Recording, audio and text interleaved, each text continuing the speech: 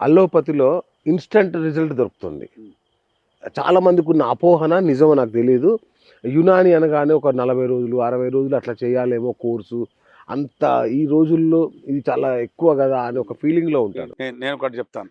ఇప్పుడు ఏ సిస్టమ్ గురించి నేను మాట్లాడను. నేను ఎవడైనా మీ డాక్టర్ దగ్గరికి వెళ్ళి, సార్ మీరు ఇప్పుడు వేసుకుంటే అంగం లేస్తుంది అంటున్నారు కదా, 6 నెలలు వాడుకుంటాను, వాడిన తర్వాత మంచిగా అవుతానా అడగండి ఎవరికైనా. ఓకే. వాడిన తర్వాత మళ్ళీ వాడాల్సిన అవసరం ఉండదా అని అడగండి. నేనేమంటానంటే నా దగ్గర 6 నెలలు వాడితే మళ్ళీ నీకు వాడాల్సిన అవసరం ఉండదు. ఓ లైఫ్ టైం ఇంకా మళ్ళీ ముసలితనంలో వస్తాడు, అది వేరు. ఇప్పుడు నాకు జ్వరం వచ్చింది, నా దగ్గరికి వచ్చాడు, డాక్టర్ దగ్గరికి వెళ్ళావు, జీవితాంతం జ్వరం మందులు వాడుకోవాల్సిన అవసరం లేదు కదా. లేదు. వారం 10 రోజుల్లో జ్వరం తగ్గిపోతుంది. అలాగే 5-6 నెలలు 7 నెలలు 8-10 నెలలు నీ మగతనం మొత్తం పోయిన మగతనం తిరిగి వస్తుంది. అంతే తప్ప జీవితాంతం మందులు వాడుకోవాల్సిన అవసరం లేదు కదా. అవును, అర్థమైందా? కరెక్ట్. అవును. ఇప్పుడు నేను ఒకటి చెప్తాను, సైడ్ ఎఫెక్ట్ ఉన్న మందులు వాడుకుంటే టైటానిక్ షిప్ టికెట్ కొనుక్కున్నట్టే ఏదో ఒక రోజు మునుగుతాడు. సందేహం లేదు అక్కడ, ఆ షిప్ మునిగేదే. నేను ఏం చెప్తున్నా అంటే, ఏ డాక్టర్ దగ్గరికి వెళ్ళినా మీరు, సార్ మీరు ఇప్పుడు అంగసమన సమస్య వచ్చింది, ఇది ఏ కారణం వల్ల వచ్చింది చెప్పండి నాకు, ఇది తగ్గుతుందో లేదో చెప్పండి, దీనికి జీవితాంత మందులు వాడుకోవాల్సిందా, జీవితాంత మందులు వాడుకోవాల్సిందేనా, కారణం ఏంటి, ఎందుకు వచ్చింది, ఎలా పోతుంది, మీ మందులలో ఇది పోతుందా నేను పోతానా, కరెక్ట్, సమస్య పోతుందా లేదా అది అడగండి. నా దగ్గరకు ఉంటే నేను చెప్తాను, నేను నా దగ్గర ఉంటే నాకు దగ్గర వస్తాను. నేనేమంటానంటే, మా దగ్గర వస్తే నువ్వు పోవు, నీ సమస్య పోతుంది. ఓకే. సైడ్ ఎఫెక్ట్ యునానిలో సైడ్ ఎఫెక్ట్ ఉంటాయని అడుగుతారు, సైడ్ బెనిఫిట్స్ ఉంటాయి, రైట్ ఎఫెక్ట్స్ ఉంటాయి, సైడ్ ఎఫెక్ట్స్ ఏమి ఉండవు. ఇంకా యునానిలో ఏంటంటే, ఇప్పుడు నీళ్ళు ఇప్పుడు ఒక ఎగ్జాంపుల్ చెప్తానండి, ఇది బాటిల్ ఉందమ్మా, ఈ నీళ్ళలో సైడ్ ఎఫెక్ట్ ఉంది. ఇప్పుడు 3 లీటర్ బాటిల్ నేను ఎప్పుడు 3 లీటర్ ఒకేసారి తాగాను అనుకోండి, దీని సైడ్ ఎఫెక్ట్ నా కిడ్నీ ఫెయిల్ అవుతాయి. దీని కూడా సైడ్ ఎఫెక్ట్ ఉంది కదా. 3 లీటర్ బాటిల్ ఒకేసారి తాగితే నీళ్ళు కిడ్నీలు దొబ్బుతాయి, సైడ్ ఎఫెక్ట్ ఉండదు కదా. యునానిలో కూడా సైడ్ ఎఫెక్ట్ ఉంటాయి లేదని కాదు, కానీ దానికి యాంటీడోస్ ఆ మందులో కలిపేస్తాం, సైడ్ ఎఫెక్ట్ లేకుండా పోతాయి. అది ఇప్పుడు నేను మందు తయారు చేస్తున్నాను అనుకోండి, సైడ్ ఎఫెక్ట్ ఉంది, దానికి యాంటీడోస్ దాంట్లో కలిపేస్తారు, సైడ్ ఎఫెక్ట్ లేవు, ఇంకా లేదు. అందుకోసం యునాని మందులకు సైడ్ ఎఫెక్ట్ లేవు అంటాం. ప్రిమెచ్యూర్ ఎజాక్యులేషన్ అనేది ఒక పెద్ద సమస్య అయితే, ఎరెక్టైల్ డిస్ఫంక్షన్ అనేది ఇంకొక పెద్ద సమస్య. ఇంతకు ముందు 50 ఏళ్ళు 60 ఏళ్ళకి వచ్చే సమస్య ఇప్పుడు 20 30 వచ్చేస్తుంది. అది ఎక్కువ చెప్తున్నాం, ఇంకా అదే 16-17 ఏంటి సార్ రీజన్ ఏంటి అసలు? మన జీవన శైలి, లైఫ్ స్టైల్. ఓకే. అసలు చాలా మందికి ఇప్పుడు నేను ఒకసారి ఒక మాట చెప్పాలి, నైట్ డ్యూటీస్ చేస్తే నైట్ పడుకోకపోతే అంగం లేవదని చెప్పాను. ఒక అతను ఫోన్ చేసి, మీరేం సార్ మా దగ్గర ఎంప్లాయీస్ మొత్తం పని చేయడం మానేశారు మీ వల్ల అన్నారు. మంచిదే యాక్చువల్గా.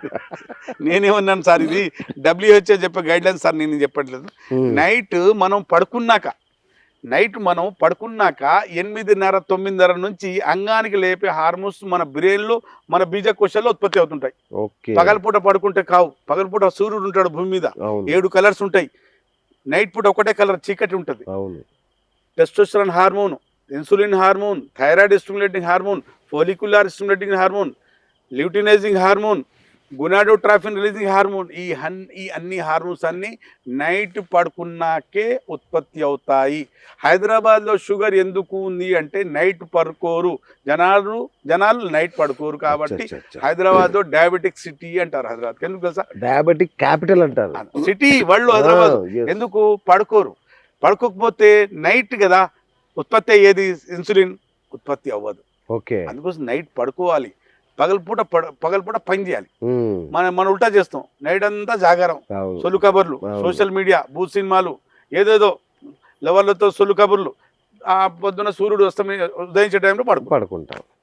అప్పుడు మనకు పొద్దున తొలి ఎండ తీసుకోవాల్సింది మనం విటమిన్ డి కోసం.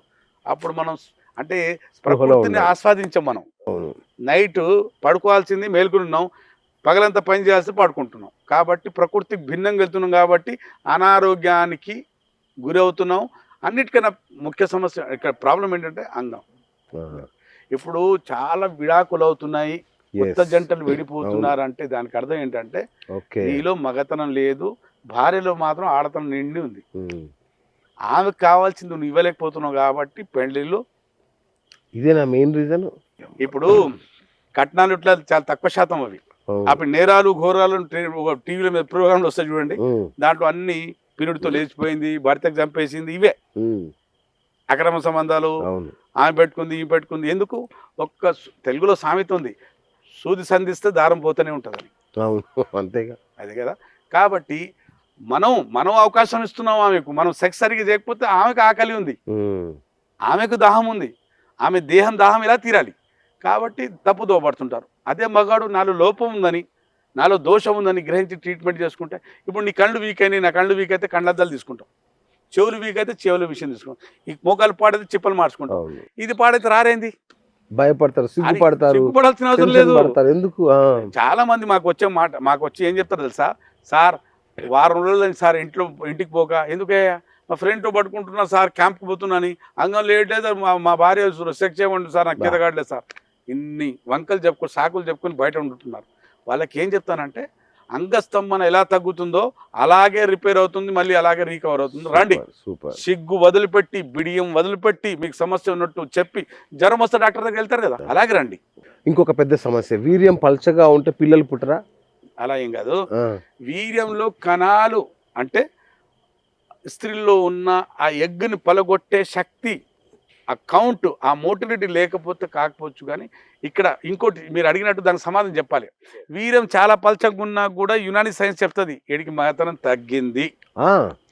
వీర్యం పల్చగా ఉంటే టైమింగ్ కూడా తగ్గినట్టే. ఇప్పుడు నా ముందు టేబుల్ ఉంది అనుకోండి, దాని మీద నీళ్ళు వేసి అనుకో, తొందర కింద పడుతుంది. అదే తేనేస్తే పడుతుందా? పడడానికి టైం పడుతుంది. వీర్యం చిక్కగా ఉంటే తొందర రాదు బయటికి, పల్చగుంటే తొందర బయటికి వచ్చేస్తుంది. అది పల్చగా ఎందుకు అవుతుంటే, అతిగా హస్తప్రయం చేసే వాళ్ళలో టెస్టికల్ టెంపరేచర్ మన బాడీ టెంపరేచర్ కన్నా 2 నుంచి 3 డిగ్రీలు తక్కువ ఉంటుంది టెస్టికల్ టెంపరేచర్.